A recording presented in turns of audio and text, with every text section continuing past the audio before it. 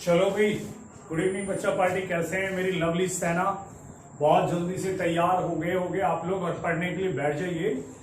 देखो भाई, इसमें चैप्टर 1 हम लोगों के सामने है, एक्सरसाइज 1.1 है और ये क्वेश्चन नंबर 6। देखिए, इसके पहले के क्वेश्चंस मैं आपको पहली क्लास में दे चुका हूं, पिछली वीडियो में दे चुका हूं। आप चाहें तो इसी चैनल पे जाकर के वहां उसको पा सकते हो। और यहां हम लोग ले रहे हैं क्वेश्चन नंबर 6 से लेकर आगे की क्लास।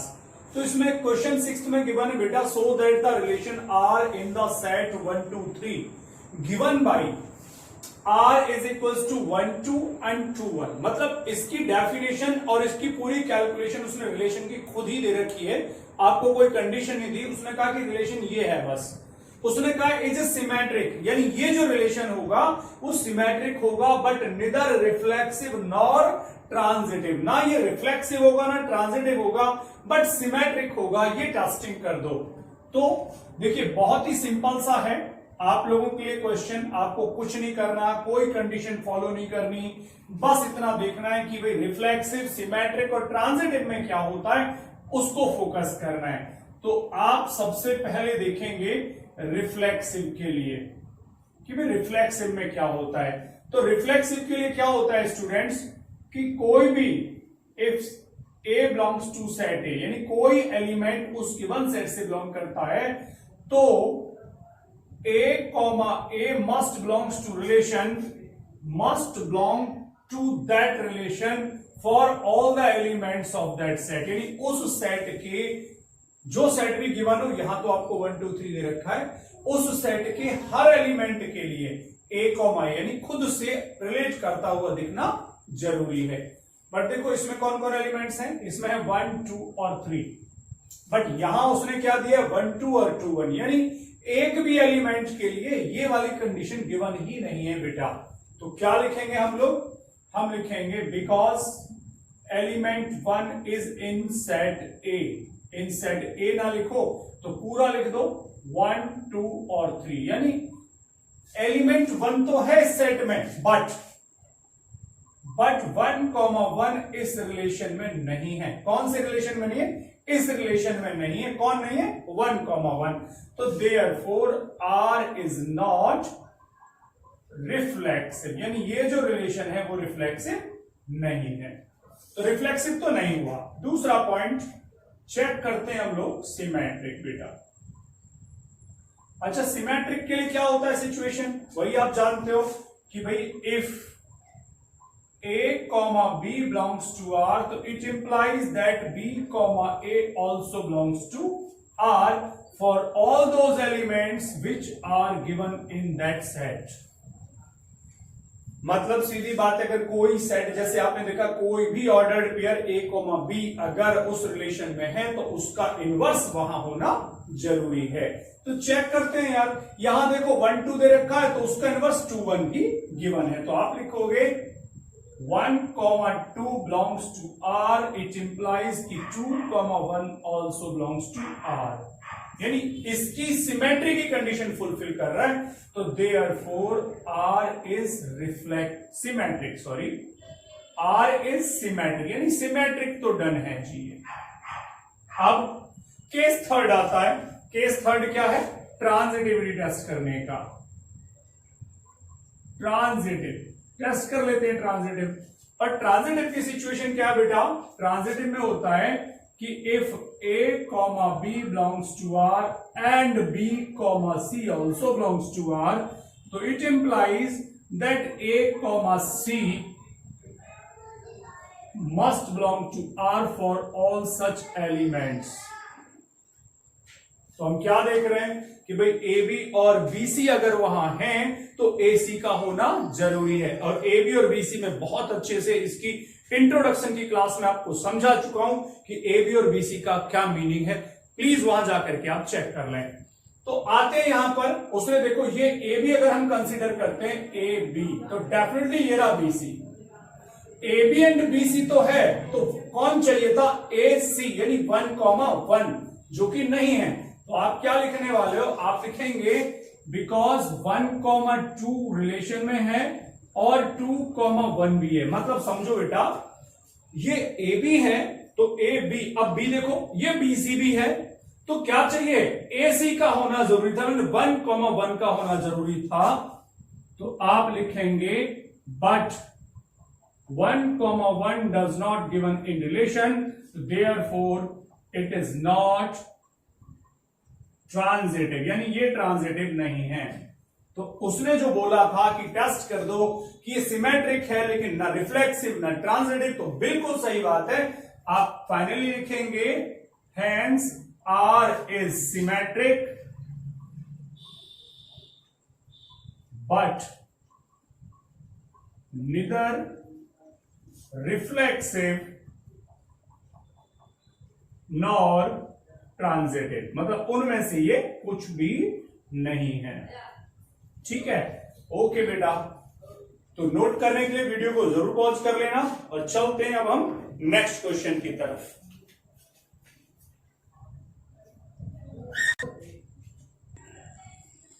चलो जी, ये क्वेश्चन नंबर 7 अब आप लोगों के सामने है। So that the relation R in the set A, अब सेट ए कैसा है, all the books in a library of a college, यानी एक कॉलेज की लाइब्रेरी में बुक्स हैं, वो एक ऐसा सेट है, कैसी है, given by R is equals to X comma Y, यानी टू ऑर्डर्ड, यानी ordered pair of two elements कैसा फॉर्म किया कि X and Y have same number of pages, यानी ऐसी टू बुक्स को एक पेयर में रखना है जिनमें नंबर ऑफ पेजेस सेम हो। तो प्रूव करके दिखा दो इज एन इक्विवेलेंस रिलेशन, ये रिलेशन इक्विवेलेंस होगा।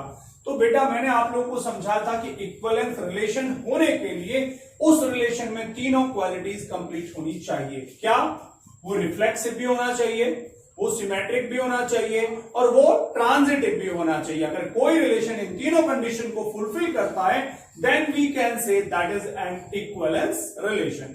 तो चेक करते हैं सबसे पहले इसके पॉइंट को, रिफ्लेक्सिव है या नहीं है।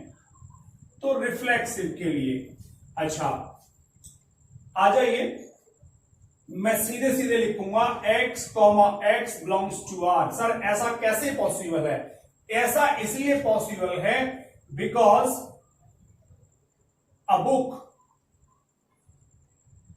कौन सी book, book x has, let करते हैं, चलो ऐसे नहीं करते हैं, ऐसे लिखते हैं, let book x has n number of pages। मान लिया हमने, ध्यान देना मेरी बात पर, मान लिया हमने कि जो बुक x है उसमें जो नंबर ऑफ पेजेस हैं वो n है। तो एंड अगेन एक और बार फिर से अगर उसी बुक को ले लेते हैं, क्योंकि हमने क्या लिखा x कॉमा x, तो again book x has n number of pages. तो एक बात बताओ भाई स्टूडेंट्स, भाई सीधी सी बात है, उसने कहा था ऐसा पेयर तैयार करना है जो फर्स्ट और सेकंड पेज पर हैं बुक्स, उन दोनों में नंबर ऑफ पेजेस इक्वल होने चाहिए। तो यार ये दोनों ही बुक, मान लो ये मैथ ये भी मैथ, ये इंग्लिश ये भी इंग्लिश, ये केमिस्ट्री ये भी केमिस्ट्री, ये फिजिक्स ये भी फिजिक्स, सेम बुक और अगर सेम राइटर की है तो उसमें नंबर ऑफ पेजेस तो सेम रहेगा ही, और इसीलिए रिलेशन रिफ्लेक्सिव हो गया, क्योंकि रिफ्लेक्सिव कहता है ए कॉमा ए या एक्स कॉमा एक्स, और ये कंडीशन कहती है कि दोनों में नंबर ऑफ पेजेस सेम होने चाहिए। तो लिख दोगे देयरफॉर आर इज रिफ्लेक्सिव, यानी ये रिलेशन रिफ्लेक्सिव तो हो गया। सेकंड पॉइंट चेक करते हैं सिमेट्रिक। अब देखना x comma Y belongs to r, तो इसका मतलब है कि number of pages in book x is same number of pages in book y। इसका मतलब है कि एक्स वाई इसलिए एक साथ हैं क्योंकि नंबर ऑफ पेजेस, जितने number of pages book X में हैं उतने ही number of pages book Y में होंगे। अब यही कंडीशन देखना, यही सिचुएशन, मैं इसकी कोई बात नहीं कर रहा, मैं अब यहां से बात कर रहा हूं, तो ये सिचुएशन तो इस बात को भी कहती है कि number of pages in book Y is same number of pages in book X। यार पलट के बोलने में क्या प्रॉब्लम है, वो खुद ही बोल रहा है कि number of pages in book X same number of pages in book Y। और अगर हम इसको पलट के बोल दें कि number of pages in book Y is same as number of pages in book X, तो कोई प्रॉब्लम नहीं है। तो बेटा पहले X और फिर Y, मतलब ये, तो it means Y, X also belongs to R। और सिमेट्रिक तो यही कहता है कि अगर X, Y उस रिलेशन में है तो डेफिनेटली Y, X को भी उस रिलेशन में होना पड़ेगा।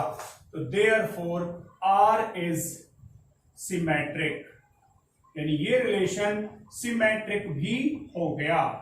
चलो जी, ये बात यहां खत्म हो जाती है। अब पॉइंट नंबर 3 बात करते हैं ट्रांजिटिव की। ट्रांजिटिव मैं यहां कर देता हूं, अब देखते हैं ट्रांजिटिव में क्या कहता है। ट्रांजिटिव के लिए मैं सिचुएशन लेके चलूंगा। Let X, Y and Z are books from that library. मतलब उसी लाइब्रेरी से हमने 3 बुक्स ले ली, X, Y एंड Z। अब देखना मेरी बात को, तो X, Y belongs to R। इसका मतलब number of pages in X is equal to number of pages in Y। मतलब दोनों बुक्स में X, Y में नंबर ऑफ पेजेस सेम होंगे, इसलिए तो एक साथ आई। अब इसको मैं यहां लिखूंगा क्योंकि स्पेस थोड़ा कम पड़ रहा है। और जरा दूसरा point, Y, Z belongs to R। इसका मतलब है कि number of pages in book Y is equal to number of pages in book Z। अब मेरी बात को समझना भाई, X, Y को हमने खुद रिलेशन में लिया और लेना पड़ता है। ट्रांजिटिव का मतलब ये होता है कि X, Y and Y, Z दोनों रिलेशन में होंगे, तब आप X एंड Z सर्च करेंगे। ठीक है, तो केस नंबर 1 जरा देखो कि जितने पेजेस बेटा बुक X में है उतने ही Y में हैं। Okay, one thing. और जितने पेजेस बुक Y के अंदर हैं उतने ही पेजेस Z के अंदर हैं। अरे सोच के देखो ना बेटा, जितने X में उतने ही Y में, जितने Y में उतने ही Z में। तो नेचुरल सी बात है यार, X और Z में भी तो सेम हो जाएंगे। तो it implies that number of pages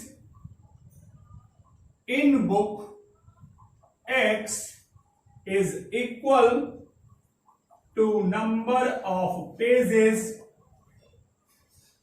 in book Z। यानी X और Z में भी नंबर ऑफ पेजेस बिल्कुल सेम हो गए। तो इसका मतलब तो ये हुआ कि X, Z also belongs to R। Okay, तो क्या होता है, इसका मतलब ये हुआ, तो फिर R इज ट्रांजिटिव, यानी जो R है, जो रिलेशन है वो ट्रांजिटिव भी है। और बेटा कोई रिलेशन अगर रिफ्लेक्सिव भी है, सिमेट्रिक भी है और ट्रांजिटिव भी है, तो फाइनली हम क्या लिख सकते हैं कि वो रिलेशन कैसा है, is an equivalence relation. Finally you will write कि हैंस, मैं यही लिख देता हूं, hence R is an equivalence relation. ये इसका आंसर हो गया। आप इसका वीडियो को पॉज कर लें नोट करने के लिए। ठीक है बेटा, आगे चलते हैं। अब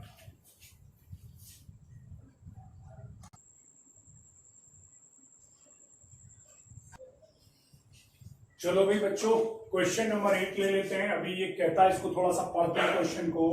सो that the relation R in the set A, और सेट ए 1 2 3 4 5 गिवन बाय, एक रिलेशन है R A comma B such that modulus A minus B is even, यानी ऐसा रिलेशन रखना है, ए कॉमा बी ऐसे पेयरिंग को एक साथ रखनी है कि मॉडुलस ए माइनस बी करने पर, यानी फर्स्ट नंबर में से सेकंड नंबर माइनस करके अगर मॉडुलस लेते हैं उसका तो वो इवन आना चाहिए। तो कह रहा है इज एन इक्विवेलेंस रिलेशन, यानी वो रिलेशन इक्विवेलेंस होगा।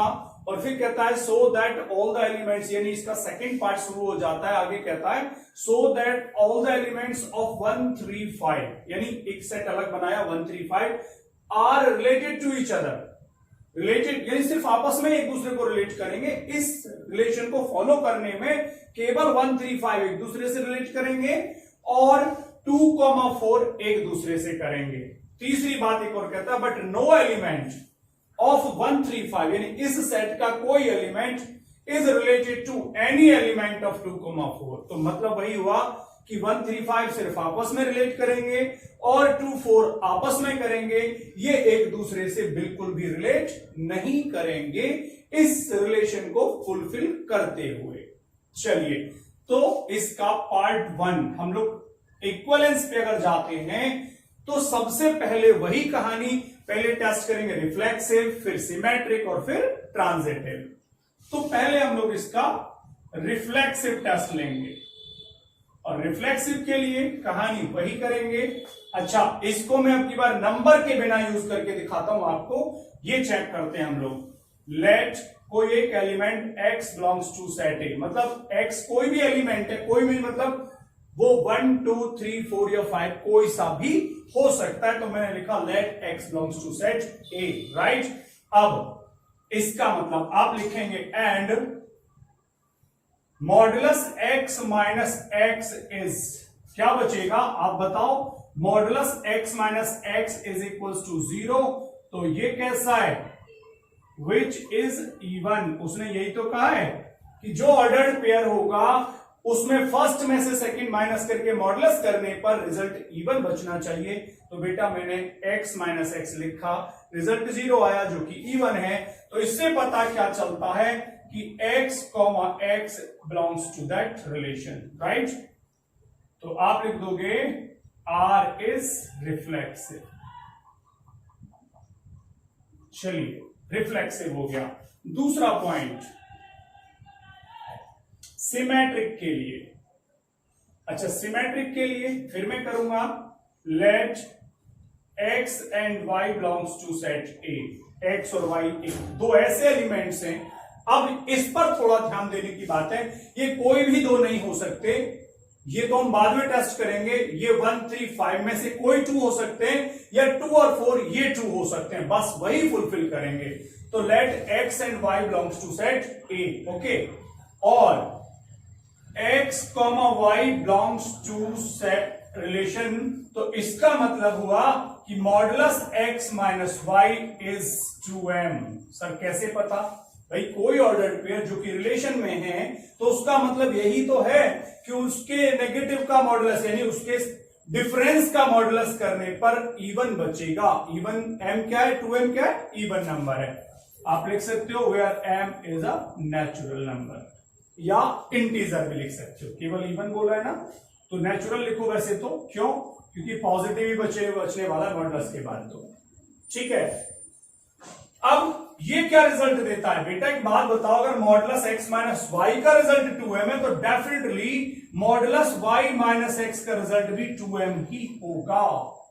बिल्कुल चेक कर लो यार, मैं दिखाता हूं आपको। मान लो 2 माइनस 4 ले रहा हूं मैं, चलो मैंने पहले 4 माइनस 2 लिया और बेटा रिजल्ट क्या बचेगा, 2। और अगर मैं 2 माइनस 4 लेता हूं तो भी तो रिजल्ट 2 ही बचेगा। मतलब मॉडुलस में अगर x माइनस वाई की वैल्यू 2m है तो डेफिनेटली y माइनस x की वैल्यू भी 2m ही होने वाली है। एग्जांपल ये रहा आपके सामने, ठीक है। चलिए ये क्लियर हो गया। अच्छा, उसने क्या कहा जी, वो तो ऐसा बचना चाहिए, तो therefore y, x also belongs to R। Condition को फुलफिल कर रहा है तो रिलेशन में आएगा। Okay, then R is symmetric, यानी R सिमेट्रिक भी हो गया जी। अब point number 3, what is that, transitive. Transitive test करेंगे और ट्रांजिटिव के लिए फिर से कर लो, let x, y and z belongs to set A। इस गिवन सेट से 3 एलिमेंट हमने ले लिए।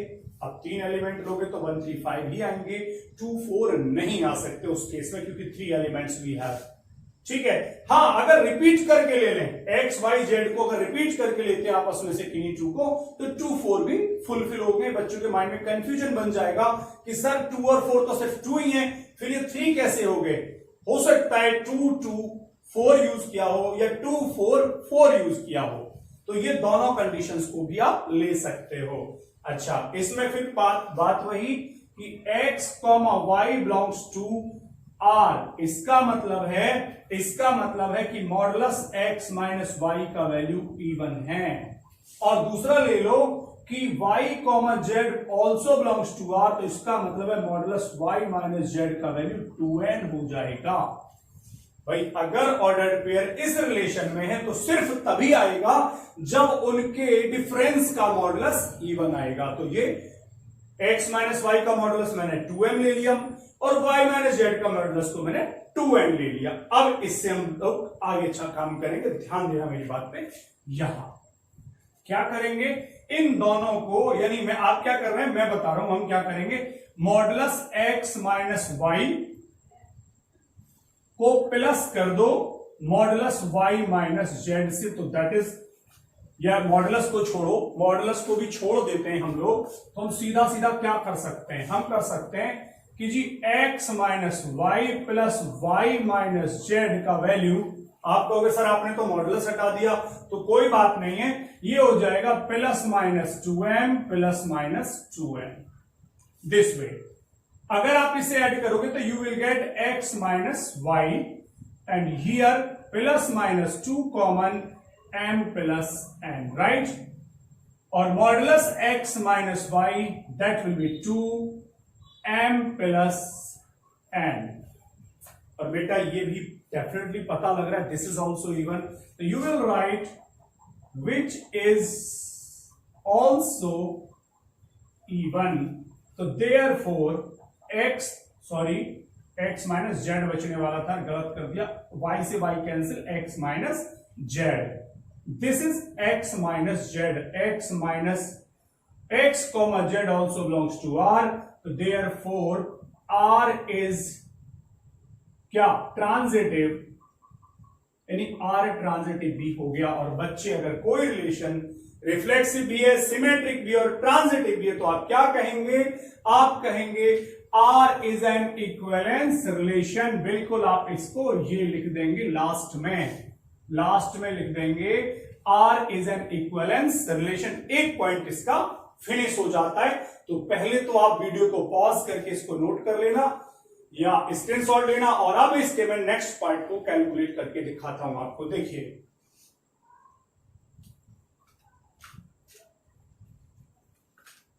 इसने नेक्स्ट पार्ट में क्या बोला है वो चेक करते हैं बेटा।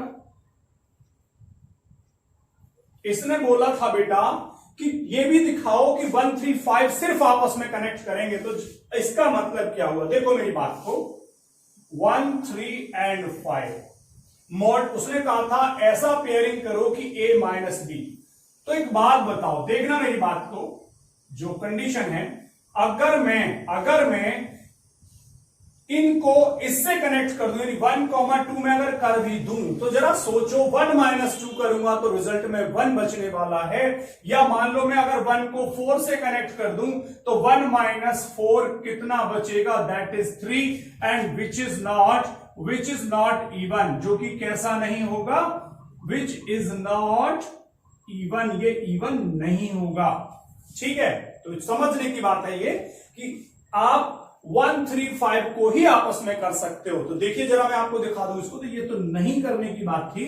अब समझिए, 1 के साथ 3, या फिर ऐसे भी होता 1 के साथ 1, 1 के साथ 3 और 1 के साथ 5, या फिर 3,1 3,3 और 3,5 एंड 5,1 5,3 एंड 5,5। अब जरा चेक कर लो कि ये जितने भी पेयर हैं इनका डिफरेंस मॉडुलस करोगे तो पॉजिटिव आएगा, लेकिन डिफरेंस इवन ही बचने वाला है। 1 1 से 0, 1 3 से 2, 1 5 से 4, किसी को भी चेक कर लो, जो डिफरेंस बचेगा वो इवन बचेगा, लेकिन 1 3 5 का आपस में। और दूसरा 2,4 ले लो, तो बेटा इसके लिए भी 2,2 या 2,4 या 4,2 एंड 4,4 ही बचेगा। और वैसे भी हम जानते हैं स्टूडेंट्स कि इवन प्लस इवन का रिजल्ट इवन आता है, या इवन माइनस इवन का रिजल्ट इवन आता है, और सेम ऑड माइनस ऑड या ऑड प्लस ऑड का रिजल्ट भी इवन आता है। सेम होने पर मतलब ऑड से ऑड या इवन से इवन को प्लस माइनस करने पर रिजल्ट हमेशा इवन आएगा, इसलिए ऑड सिर्फ आपस में कनेक्ट करेंगे और इवन सिर्फ आपस में कनेक्ट करेंगे। अगर इनको इंटरचेंज कर दिया जाए तो जो रिजल्ट होगा, चाहे वो डिफरेंस हो या फिर सम हो, तो वो कैसा आएगा, ऑड आ जाएगा, जबकि उसे कैसा चाहिए, इवन चाहिए। ये आपके तीनों सिचुएशंस कंप्लीट हो जाते हैं। बेटा वीडियो को पॉज करके नोट कर सकते हैं। देखो बेटा, this is the most important question of this exercise. बहुत बार एग्जाम में आ चुका है। इसके पहले ये 6 मार्क्स में आता था, लेकिन अभी 6 मार्क्स का पैटर्न हट चुका है, तो डेफिनेटली ये 5 मार्क्स का क्वेश्चन है। बहुत इंपॉर्टेंट है, ध्यान से समझना, एक एक पॉइंट क्लियर करेंगे, इसको लेके चलते हैं। क्वेश्चन क्या है, so that the relation R in the set A, बिल्कुल वही है। और सेट ए क्या है, x belongs to z, z for integer होता है, और इंटीजर की वैल्यू कितनी है, 0 से लेकर 12 तक है। x is greater equal to 0 but less equal to 12। तो गिवन क्या है, आगे देखो, गिवन बाय, अच्छा इसके 2 पार्ट्स है, मैंने पार्ट 1 लिया है अभी। Given by r equals to a, b such that modulus a minus b is a multiple of 4। यानी फिर से वही कहानी जो इससे पहले क्वेश्चन में इवन वाली थी, यहां पर इस तरह का ऑर्डर्ड पेयर बनाना है कि अगर फर्स्ट से सेकंड को माइनस करके मॉडुलस करते हैं तो जो नंबर बचेगा वो 4 का मल्टीपल होना चाहिए। अब 4 का मल्टीपल कौन हो सकता है, 0 हो सकता है, 4 खुद है, 8 है, 16 है एंड सो ऑन। वैसे 16 तो आएगा ही नहीं, क्यों नहीं आएगा, क्योंकि मैक्सिमम वैल्यू कितनी है, 12 है x की, तो 8 तक पॉसिबल है 4 के मल्टीपल्स। हालांकि हमें इससे कोई मतलब नहीं है कि वो कितने तक है, लेकिन ये तो बात समझने की थी कि यहां कौन कौन मल्टीपल आ सकते हैं। ठीक, अब वो कहता है is an equivalence relation prove करो, ये रिलेशन भी इक्विवेलेंस होगा। और उसके बाद का एक और पॉइंट, क्यों ये 5 मार्क्स का क्यों बनता है, इसमें एक पॉइंट और है, find the set of all elements. ये इस तरह भी लिख सकते हैं, या फाइंड इक्विवेलेंस क्लास, या तो वो ये लिख देगा find the set of all elements, या वो लिखेगा find the equivalence class related to 1, या एलिमेंट 1 की जो इक्विवेलेंस क्लास है वो भी आप यहां बताओगे। इसमें ये और पूछा एक्स्ट्रा पॉइंट। चलिए, तो इसका पहला पार्ट हम लोग ले लेते हैं रिफ्लेक्सिव। और रिफ्लेक्सिव टेस्ट आपको पता है कि जब जब वो इक्विवेलेंस पूछेगा तीनों कंडीशन आपको चेक करनी पड़ेगी। चलिए फिर से बात वही कर लेते हैं, let x belongs to set A, यानी मैंने क्या किया, 0 से 12 में से कोई भी एक एलिमेंट ले लिया जो सेट ए से बिलोंग करेगा, कोई भी एक एलिमेंट ले लिया, राइट।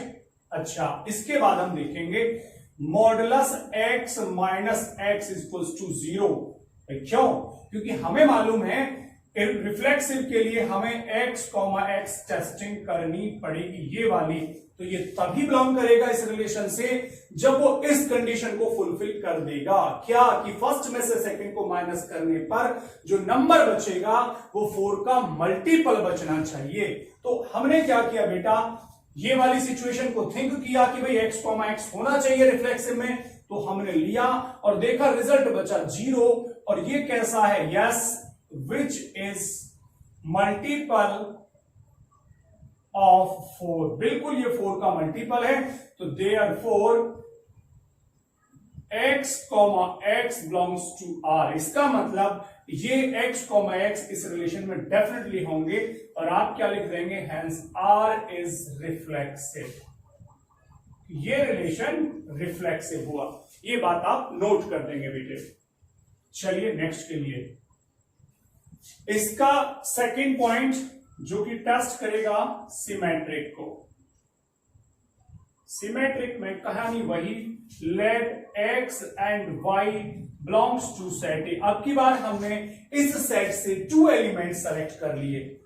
ये बिना नंबर के हम लोग कर रहे हैं क्योंकि मान लो अभी तो नंबर 0 से लेकर 12 तक है, इनकी पेयरिंग करना इतना टफ हो जाएगा स्टूडेंट्स कि आपको वेरिएबल्स की हेल्प से करना है। That is too much important method. चलिए इजी भी आप चेक कर रहे हैं, x, y belongs to set A. अब देखना कि x, y एक पेयर तो आपको लेना ही है, x, y belongs to r, तो इसका मतलब है कि मॉडुलस x माइनस वाई का जो वैल्यू है वो क्या है बेटा, वो 4 का मल्टीपल है। अब 4 का मल्टीपल क्या है पता नहीं, 4 का मल्टीपल 0 भी हो सकता था, 4 खुद भी हो सकता है, 8 भी हो सकता है, तो आपको सीधा लिखना है 4m। Modulus x minus Y 4m, 4m मतलब 4 का मल्टीपल, मल्टीपल m का मतलब मल्टीपल नहीं है, 4m 4n 4p कुछ भी, where m belongs to 0 to 12, कुछ भी हो सकता है 4 का मल्टीपल, वैसे नहीं sorry, m is a natural number जो कि इसी में लाई करना चाहिए। ठीक है जी। अब 0 भी हो सकता है, वैसे मुझे z लिख देना चाहिए, और वो भी पॉजिटिव वाला, नेगेटिव नहीं पॉजिटिव इंटीजर है ये m। ठीक है, मतलब अगर x y से रिलेशन में, तो इसका मतलब है मॉडुलस x माइनस वाई का वैल्यू 4m है। तो माय डियर स्टूडेंट्स, इस बात से इसको भूल जाओ, जब मॉडुलस x माइनस वाई का वैल्यू 4m है तो बच्चा y modulus y minus x का वैल्यू तो 4m होगा, फिक्स है यार, ये भी 4 का मल्टीपल है। तो देयरफॉर इसका मतलब हुआ कि y, x also belongs to r, इसका मतलब y और x भी r से बिलोंग करेगा, यानी इस रिलेशन में आ जाएगा। इसका मतलब r इज सिमेट्रिक, यानी r सिमेट्रिक भी हो गया। अगर समझ नहीं आएगा, देखो बेटा कैसा आपको लग रहा है, प्लीज इस वीडियो के कमेंट बॉक्स में जरूर लिखना, और सच में अगर मजा आ रहा है तो अपने दोस्तों तक जरूर शेयर करना। बेटा ये चैनल आपका अपना है, आपको मेहनत करनी है, अपने दोस्तों को भी बताइए जितना ज्यादा से ज्यादा, और आपको कोई भी डाउट आता है कमेंट बॉक्स में आप लिखिए, मैं उस पर अलग से एक स्पेशल वीडियो बना के आप लोगों को जरूर दूंगा बेटे। चलिए अब कहानी थर्ड पॉइंट पे, लेट, यानी अभी हम टेस्ट करेंगे ट्रांजिटिव। फिर से let x, y and z belongs to set A. अब की बार मैंने 3 एलिमेंट्स ले लिए इसी सेट से, और मैं यहां करूंगा, इसको ध्यान देना। यहां हम देख लीजिए, वैसे तो यहां भी आ जाएगा भी, हाँ यही करते हैं, चलो यहां करते हैं कि x, y belongs to r, तो इसका मतलब है कि मॉडुलस x माइनस वाई का वैल्यू है 4 का मल्टीपल, और y, z भी अगर रिलेशन में है तो इसका मतलब है कि y माइनस z का मतलब भी 4 का मल्टीपल, और अब की बार मैंने ले लिया उसको 4n। ठीक है, अच्छा जी। अब जरा ध्यान देना मेरी बात पर, ध्यान देना मेरी बात पर। क्या जी, देखो ये x minus Y plus Y minus Z, यानी मैंने इसको छोड़ दिया, अभी मैंने इन दोनों को उठा लिया, इन दोनों को मैं ऐड कर रहा हूं, तो that will B plus minus, क्योंकि मॉडुलस हटा दिया, 4m प्लस माइनस 4n, और यहां से y से y गया तो x माइनस जेड का value plus minus 4m plus n। ठीक है, और मॉडुलस x माइनस जेड का वैल्यू हो गया बेटा 4m प्लस n। और डियर स्टूडेंट्स, इस बात से कोई मना नहीं कर सकता कि ये नंबर 4 का मल्टीपल नहीं है, डेफिनेटली ये भी 4 का मल्टीपल है। तो आप लोग लिखोगे which is a multiple of 4, तो देयरफॉर r इज ट्रांजिटिव,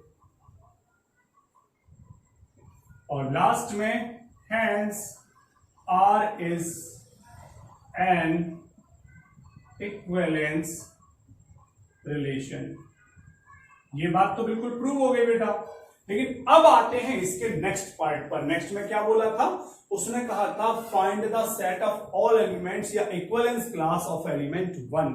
आप जरा समझना मेरी बात को, इक्विवेलेंस क्लास का मतलब क्या है। अब इक्विवेलेंस क्लास का मतलब यह है यहां के लिए कि 1 के साथ वो सारे एलिमेंट्स का सेट बता दो जो इस कंडीशन को फॉलो करते हो। मतलब क्या कि 1 में से उनको माइनस करके मॉडुलस लेने पर जो रिजल्ट आए वो 4 का मल्टीपल आए। तो ध्यान देना मेरी बात को, modulus 1 minus a is equals to multiple of 4, multiple of 4। तो कौन कौन हो सकते हैं देखना जरा। 1 के साथ कनेक्ट करने वाले खुद 1 हो सकता है। सर कैसे, जरा चेक कर लो। 1 माइनस 1 0। 5 हो सकता है, कैसे, 1 माइनस 5 करोगे तो 4, और 4 का मल्टीपल होता ही है। और यहां पर 9 हो सकता है, क्यों बेटा, 1 माइनस 9 करोगे तो 8, यानी जो कि 4 का मल्टीपल है। और अगर उससे आगे जाओगे, मान लो 9 के बाद 10, 11 या 12, तो 1 के साथ माइनस करने पर कोई भी 4 का मल्टीपल नहीं आएगा। तो ये रहा नेक्स्ट पॉइंट की 4 से कनेक्ट करने वाला वो एलिमेंट्स का सेट जो इक्विवेलेंस क्लास देगा, वो है 1, 5 एंड 9। और बच्चा ये आपका क्वेश्चन नंबर 9 का पार्ट नंबर 1 जो कि 5 मार्क्स का क्वेश्चन है, लिख लो। पिछले 10 सालों में चेक कर लेना, कई बार बोर्ड में आ चुका होगा बेटा ये। चलिए pause the video to note it down.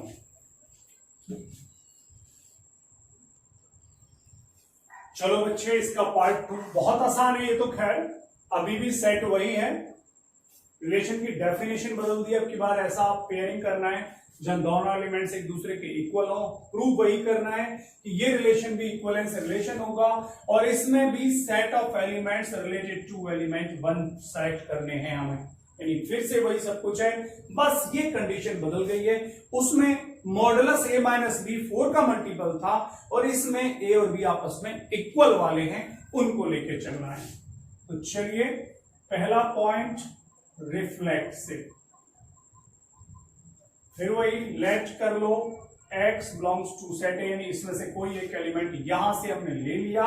अब समझना मेरी बात को, क्या कि each element is equal to itself. इसका मतलब हुआ कि x, x belongs to r, क्योंकि बेटा हर एलिमेंट अपने इक्वल तो होगा ही। तो x, x belongs to r आ जाएगा। Therefore r is reflexive। अब पॉइंट 2 सिमेट्रिक, चीज वही लेते हैं। Let x and y belongs to set A, और ये दो एलिमेंट्स नहीं है, वास्तव में ये 2 ऐसे एलिमेंट्स जो आपस में इक्वल हैं।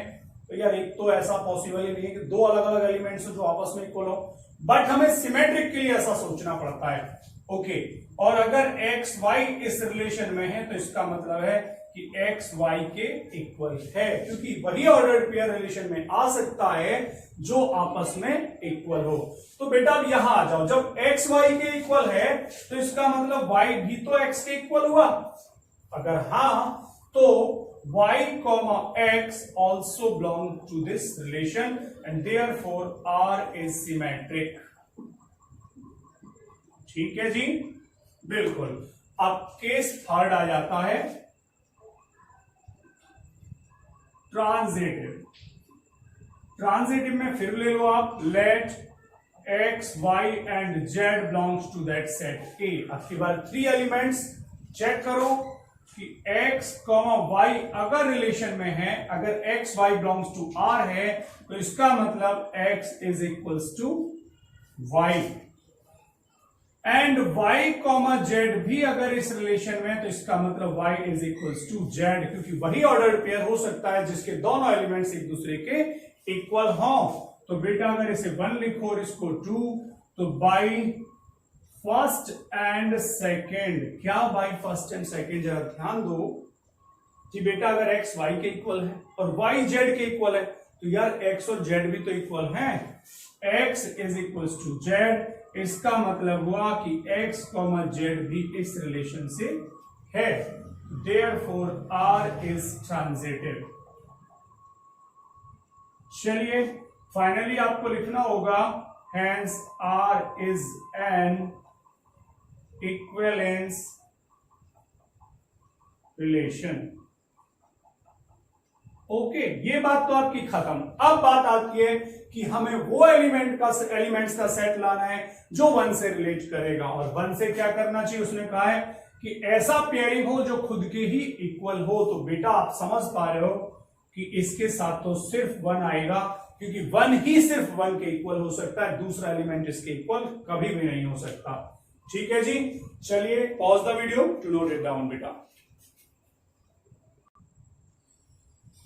चलो क्वेश्चन नंबर 10 लेते हैं बच्चों, और इस क्वेश्चन 10 के अंदर तो सिर्फ आपको एग्जांपल देना है और कुछ नहीं करना। उसने कहा give an example of a relation which is symmetric है, जैसे पहले केस में बोला है सिमेट्रिक हो लेकिन ना रिफ्लेक्सिव आए ना ट्रांजिटिव आए, इस तरह का। दूसरे केस में ट्रांजिटिव तो रहे लेकिन ना रिफ्लेक्सिव हो ना सिमेट्रिक हो। थर्ड में कहता है रिफ्लेक्सिव हो लेकिन सिमेट्रिक और ट्रांजिटिव ना हो। और बेटा केस फोर्थ में कहता है कि रिफ्लेक्सिव और ट्रांजिटिव हो लेकिन सिमेट्रिक ना हो। और फिफ्थ में कहा है कि सिमेट्रिक एंड ट्रांजिटिव हो लेकिन रिफ्लेक्सिव ना हो। तो मैंने क्या किया, इसके लिए एक सेट ले लिया ए, राइट, और उसमें रिलेशन फॉर्म करके दिखाया। बड़ा सिंपल है, कुछ भी नहीं है। उसने कहा कि सिमेट्रिक दिखे बस, तो यार 1 2 एंड 2 1 ले लो ना। अब देखो 1 2 2 1 तो सिमेट्रिक तो है ये, लेकिन रिफ्लेक्सिव नहीं है। रिफ्लेक्सिव में होना चाहिए 1 1 2 2 3 3, नहीं है। और ट्रांजिटिव के लिए 1 2 2 1 तो 1 1 होना और जरूरी था। तो ये एक ऐसा एग्जाम्पल हो गया, वो आप बड़ी इजीली बना सकते हो। ऐसा एग्जाम्पल हो गया कि सिमेट्रिक तो है लेकिन रिफ्लेक्सिव और ट्रांजिटिव नहीं है। अब इसी सेट को लेकर के हम इसके अंदर काम कर सकते हैं। एक ही सेट से क्या कहता है आपके पास, ट्रांजिटिव तो बने लेकिन ना रिफ्लेक्सिव बने और ना सिमेट्रिक बन पाए, बट ट्रांजिटिव बन करके रह जाए। आइए जरा एक रिलेशन ऐसा लेते हैं हम लोग। 1 1 ले लिया मैंने, 1 2 ले लिया, राइट, और 2 3 ले लिया और 1 3 ले लिया। सपोज करिए, ध्यान देना मेरी बात पर ध्यान देना। आप अगर इसमें चेक करोगे तो ये वाला जो रिलेशन है, अब रिफ्लेक्सिव नहीं होना चाहिए, नहीं है। 1 1 तो है लेकिन ना 2 2 है ना 3 3 है, मतलब रिफ्लेक्सिव नहीं है। सिमेट्रिक भी नहीं है, क्यों? क्योंकि 1 2 है तो 2 1 चाहिए, 2 3 है तो 3 2 चाहिए, 1 3 है तो 3 1 चाहिए। यानी ना ये रिफ्लेक्सिव है ना ये सिमेट्रिक है। बट ट्रांजिटिव टेस्ट करते हैं, जरा ध्यान देना। जैसे 1 2 है और 2 3 है, देखना ध्यान से, ए बी बी सी, तो ए सी चाहिए चूंकि ये रहा, यानी ये। चलो बच्चे, ये पार्ट थर्ड में आप देख रहे हैं रिफ्लेक्सिव एंड सिमेट्रिक रहे लेकिन ट्रांजिटिव ना हो। तो इसके लिए जरा हम एक एग्जांपल लेके चल रहे हैं। ए मान लो मैंने ले लिया 2 4 एंड 6, और जरा देखो रिलेशन फॉर्म किया। अच्छा, उसने क्या बोला, रिफ्लेक्सिव करो। अब रिफ्लेक्सिव के लिए क्या होगा भाई, 2 2 का होना जरूरी है, 4 4 का होना जरूरी है, और 6 6 का। अब ये रिफ्लेक्सिव तो हो गया, बट सिमेट्रिक बनाओ। अच्छा, सिमेट्रिक के लिए जैसे 2 4 लिया है तो 4 2 जरूरी है, और मान लो आपने 4 6 ले लिया तो 6 4 भी जरूरी है। लेकिन क्या ये ट्रांजिटिव नहीं है? हाँ, ये ट्रांजिटिव नहीं है। तो कौन सा ऐसा पॉइंट है जो आपको ये रोक देगा ये ट्रांजिटिव नहीं? अब जरा ध्यान से देखना, क्या, जैसे मान लो अगर आपने इसको ले लिया ए बी, सोचना जरा, इसको ले लिया ए बी और इसको ले लिया बी सी, भाई 2 4 4 6, तो क्या मैच करना चाहिए? ए सी मैच करना चाहिए, मतलब 2 एंड 6 मैच करना चाहिए। तो स्टूडेंट्स इस पूरे पेयरिंग में देख लो, कहीं भी 2 6 अवेलेबल नहीं है। तो ये रिफ्लेक्सिव भी है, आप देख रहे हैं, सिमेट्रिक भी है, आप देख रहे हैं, बट ट्रांजिटिव नहीं है। तो ये हो जाता है। अब आता है एक और केस कि वो रिफ्लेक्सिव हो और ट्रांजिटिव हो लेकिन सिमेट्रिक ना हो। जरा देखते हैं, यहीं ले लेते हैं इसी सेट को और करते हैं 2 4 6। अब जरा देखना, मैं रिलेशन फॉर्म कर रहा हूं, क्या जी, क्या दिखना चाहिए? रिफ्लेक्सिव तो दिखे, रिफ्लेक्सिव तो दिखे, तो 2 2 होना जरूरी है, ठीक है। और वैसे ही 4 4 होना जरूरी है, वैसे ही 6 6 होना जरूरी है। और चेक करते हैं अब हम यहां पर, जैसे कि 2 6 हो सकता है, 4 6 हो सकता है, ठीक है। और क्या है यहां पर 2 4 4 6, या फिर 2 6 भी हो गया, 4 6 भी हो गया। तो देखिए जरा, अब जरा चेक करते हैं इसको, ध्यान देना मेरी बात पे भाई। 2 2 4 4 6 6 की वजह से ये रिफ्लेक्सिव है। ट्रांजिटिव क्यों है, अब चेक करना ट्रांजिटिव के लिए। भाई अगर आप इसे ए भी लेते हो, अगर आप इसे ए भी लेते हो कि भाई 2,6 और तो 6,4, जरा चेक करो दूसरी बात, 2 6 तो 6 के साथ कौन सा, मान लो अगर मैं इसको लूं, मेरी बात को दोबारा समझना भाई, 4 4 को लेता हूं मैं, ये लेना पड़ेगा क्योंकि वो मैच ही, क्योंकि भाई 2 6 है तो 6, हाँ ये रहा, ये देख लीजिए 2 6 लेते हो तो 6 6, तो ए बी यानी ये ए और ये बी देखना, और ये बी और ये सी, देखो मेरी बात को भाई 2 6 और 6 6, तो अब एसी कौन हुआ, एसी हुआ 2 एंड 6, तो दोबारा से आप इसी को ले सकते हो। कोई और भी मैच करोगे तो ये ट्रांजिटिव है, लेकिन सिमेट्रिक क्यों नहीं है, क्योंकि यहां पर किसी का भी इनवर्स नहीं है। स्टूडेंट चेक कर लीजिए। अब आ जाते हैं हम लोग कि भाई फिफ्थ पार्ट में कहता है कि सिमेट्रिक तो हो, ट्रांजिटिव भी हो, लेकिन रिफ्लेक्सिव नहीं होना चाहिए। तो यार फिर से वही बात, 2 4 एंड 6 ले लो और रिलेशन ऐसा फॉर्म कर लो भाई, रिफ्लेक्सिव तो बड़ा आसान है हटाना, बस ए कॉमा ए नहीं आना चाहिए। जैसे 2 4 है तो 4 2 ले लो, ओके, 4 6 है तो 6 4 भी ले लो, ठीक है। इनके लेने से ही देखिए सिमेट्रिक तो हो गया। अब जरा मैं चेक करूं कि 2 4 है और यहां पर 4,2 है, राइट। तो एक काम और भी कर सकते हो, आपकी केवल 2,2 भी लेके छोड़ सकते हो। अब आपको सर ये रिफ्लेक्सिव नहीं हुआ क्या, टेंशन कि सर ये 2,2 क्या रिफ्लेक्सिव नहीं हुआ, बेटा रिफ्लेक्सिव होने के लिए नॉट ओनली 2,2 बट 4,4 एंड 6,6 भी जरूरत है। अब 2,4 4,6 ये सब तो यानी कि 2,2 तो है, बट ना 4 4 है ना 6 6 है, इसीलिए ये सिमेट्रिक और ट्रांजिटिव तो है बेटा, लेकिन रिफ्लेक्सिव नहीं है बच्चों। तो ये आप लोग देख लें और इसके बाद pause the video to note it down. और आज की क्लास में बस इतना ही रहेगा, आगे मिलते हैं फिर आपसे।